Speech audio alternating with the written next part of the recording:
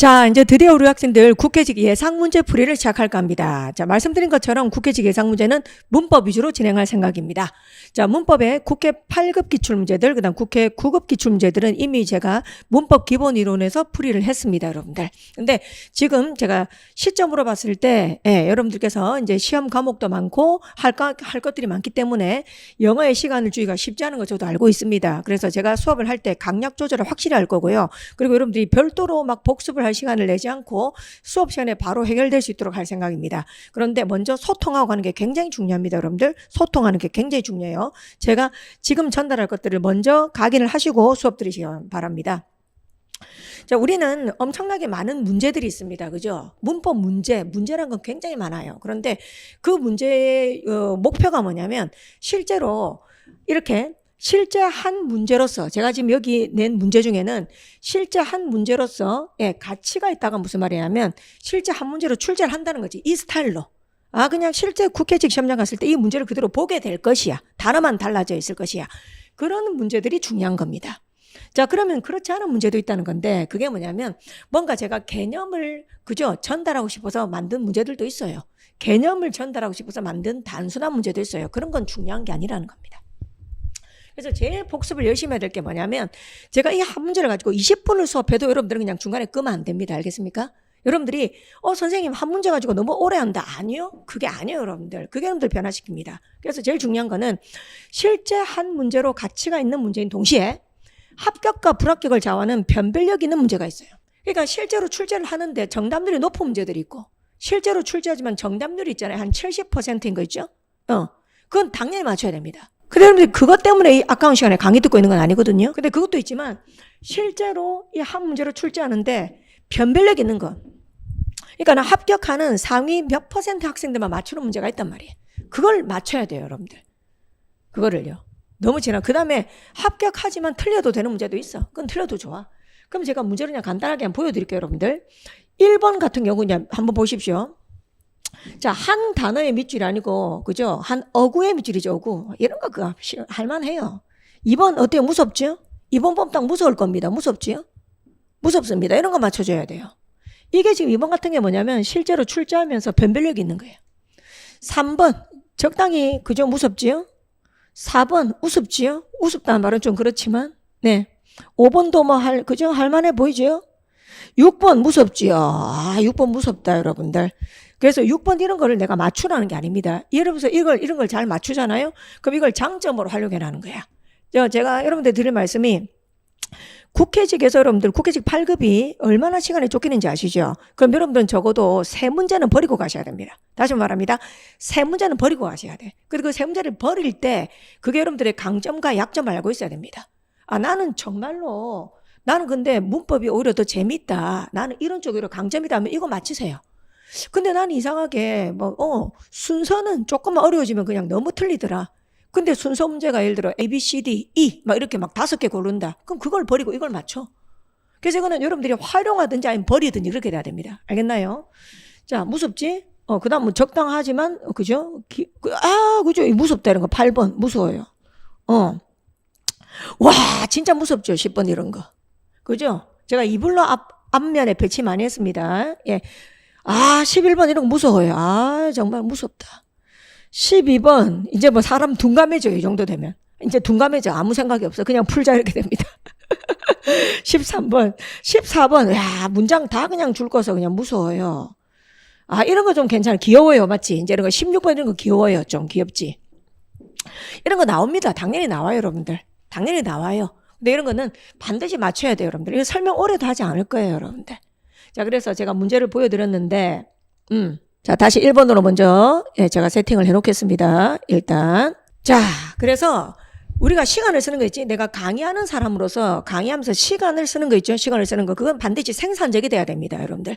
저를 믿으십시오. 저는 누구보다 여러분들 이코노미스트입니다. 경제학자란 말은 아니고요. 그죠? 저는 굉장히 프래그마티즘입니다.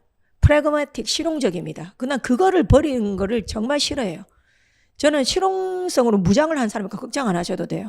그러니까 시간 낭비하는 거, 헛짓거리하는 거 제일 싫어합니다, 여러분들. 그러니까 걱정하지 마시고 제가 하는 이야기는 헛소리가 아니고 다 생산적이고 여러분들이 문제 푸는 능력에 직접적으로든 간접적으로든 도움이 될 거예요.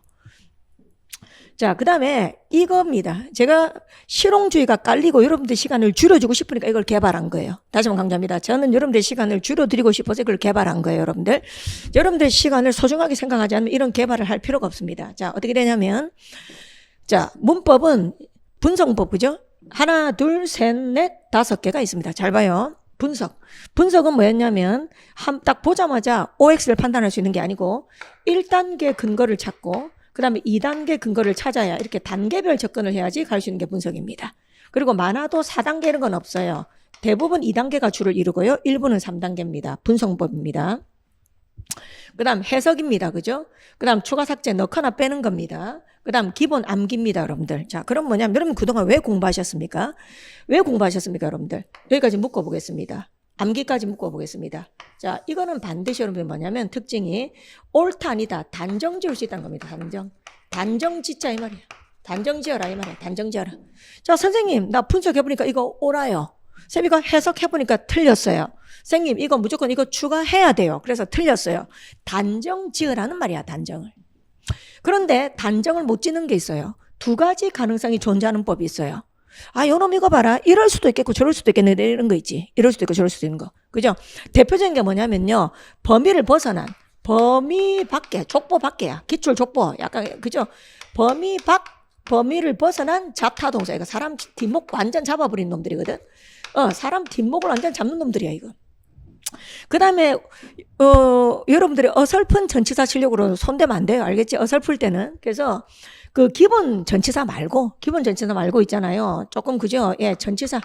정말 이 전치사를 실력을 좀 요구하는 거지. 실력을 되게 요구하는 거죠. 이런 거.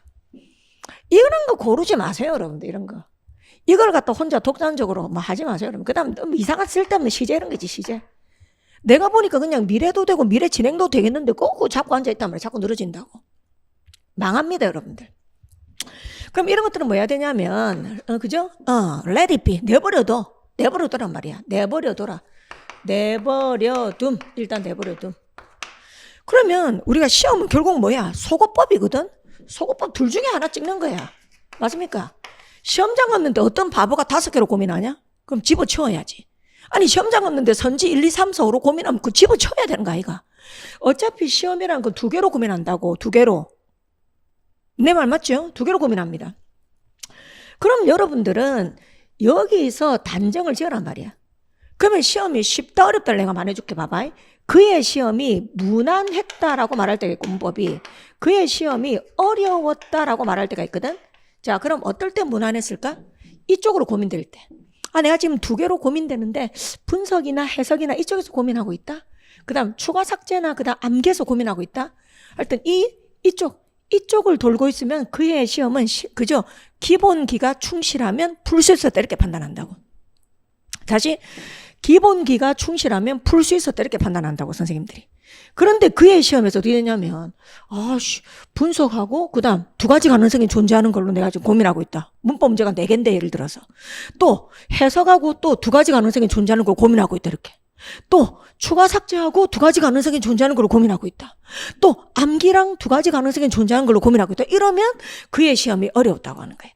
그럴 때는 속어법의 강력 적용 트렌드였다고 내가 말을 합니다. 그 애는 속어법의 강력 적용이다. 알겠습니까, 여러분들? 자, 제가 여기 지금 이야기한 것들 소통이 되십니까? 네. 그럼 저는 그동안 기본 수업을 하면서 뭘 가르쳤나? 이걸 가르쳤단 말이에요. 이걸 가르쳤단 말이에요. 이걸 가르쳤단 말이에요. 그죠? 그럼 여러분들은 이제 그걸 바탕으로 해서 그리고 기본 문해력을 바탕으로 해서 같이 한번 풀어나가겠다 그겁니다. 네, 이게 소통. 그래서 시간은 엄청 내가 끌거나 그 문제가 가치가 있을 때는 아니면 아닐 때는 팍팍 치고 나옵니다. 여러분들. 그래서 걱정하지 마시고 쫄깃하게 알겠습니까? 쫄깃하게 롤러코스터 타는 것처럼 수업 진행할 테니까 열심히 따라오시기 바랍니다. 여러분들. 예. 지금이라도 충분히 만회할 수 있어요. 지금부터 정신 빡 차리고 하시기 바랍니다.